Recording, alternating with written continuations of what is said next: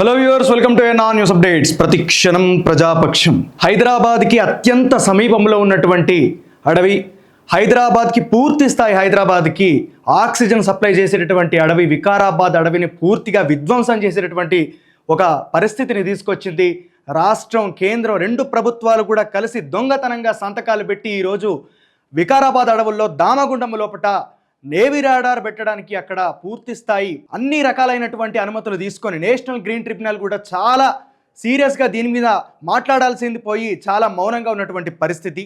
ఇట్లాంటి పరిస్థితుల లోపట మరి అడవి తల్లిని రక్షించుకోవడానికి, ఎందుకంటే తెలంగాణ ప్రాంతంలో అడవుల సంఖ్య రోజు రోజుకి తగ్గిపోతూ ఉన్నది. వ్యవసాయం పేరు మీదనో లేకపోతే ఇండస్ట్రీస్ పేరు మీదనో పరిశ్రమల పేరు మీదనో ఈరోజు పూర్తిగా అడవులను విధ్వంసం చేస్తున్నటువంటి వ్యవస్థను మనం చూస్తూ ఉన్నాం. బస్తర్ ప్రాంతంలో ఏం జరిగిందో మనం చూసాం. అదేవిధంగా ఇక్కడ కూడా నేవీ రాడార్ని ఏర్పాటు చేయడానికి పూర్తి స్థాయిలో దాదాపు 300 ఎకరాల అటవిని, దాదాపు 12 లక్షల రకాల చెట్లను పూర్తిగా నరికివేసి ఆ ప్రాంతం లోపల నేవీ రాడార్ ఏర్పాటు చేయడానికి ప్రభుత్వం సన్నద్ధంగా ఉంది. మరి దానికి సంబంధించినటువంటి అనుమతులు కూడా ఒకదాని వెనుక ఇంకొకటి తీసుకునే పరిస్థితికి వస్తూ ఉన్నది. ఈ నేపథ్యంలో చాలా రకాలైనటువంటి ఒక వాతావరణ అసమతుల్యత ఏర్పడే ప్రమాదం ఉన్నది. ఎందుకంటే ఇప్పటికే తెలంగాణ లోపల అనావృష్టితోటి చాలా ప్రాంతాలు కూడా జలమయమైనటువంటి పరిస్థితి మొన్న మనం చూసాం. ఖమ్మం కూడా మునిగిపోయింది. ఇట్లాంటి పరిస్థితుల లోపల మన యొక్క ప్రకృతి సంపదను, అదేవిధంగా వాతావరణ పరిస్థితిని కాపాడుకోవాల్సినటువంటి పూర్తి స్థాయి బాధ్యత ప్రజల మీదే ఉంటుంది. కాబట్టి ప్రభుత్వాలకు కేవలం వారి యొక్క ఆలోచన విధానం మొత్తం కూడా పారిశ్రామిక ఆలోచన విధానం, పెట్టుబడిదారీ ఆలోచన విధానంతో ఉంటుంది. కాబట్టి దయచేసి ప్రజలందరూ కూడా దీని యొక్క పర్యవసనాలు చాలా ఘోరంగా ఉంటాయన్నటువంటి వాస్తవ విషయాలను కనుక్కొని ఖచ్చితంగా దీనికి వ్యతిరేకంగా పోరాటం చేయవలసినటువంటి అవసరం ఉన్నది. ఎందుకంటే హైదరాబాద్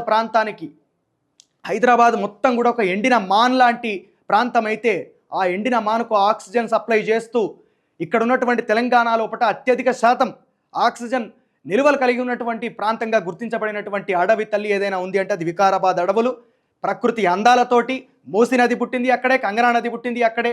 ఆ ప్రాంతం నుంచే మూసీ నది హైదరాబాద్కు వస్తూ ఉంటుంది. కాబట్టి ఆ ప్రాంతాన్ని రక్షించుకోవాల్సినటువంటి అవసరం, బాధ్యత ప్రతి ఒక్కరి మీద ఉంది. కాబట్టి రేపు 22వ తారీఖు ఉదయం 11 గంటలకు ఇందిరా పార్క్ వద్ద ప్రఖ్యాత జర్నలిస్ట్ తులసి చంద్ గారి యొక్క ఆధ్వర్యంలో జరగబోతున్నటువంటి శాంతియుత నిరసన కార్యక్రమానికి ప్రజలు, అదేవిధంగా సామాజిక కార్యకర్తలు, మేధావులు, విద్యావంతులు, విద్యార్థులు ప్రతి ఒక్కరు కూడా పాల్గొని ఈ యొక్క కార్యక్రమాన్ని విజయవంతం చేయవలసినటువంటి అవసరం ఉన్నది. ఎందుకంటే ఈ ప్రకృతిని రక్షించుకోవాల్సినటువంటి బాధ్యత మనదే.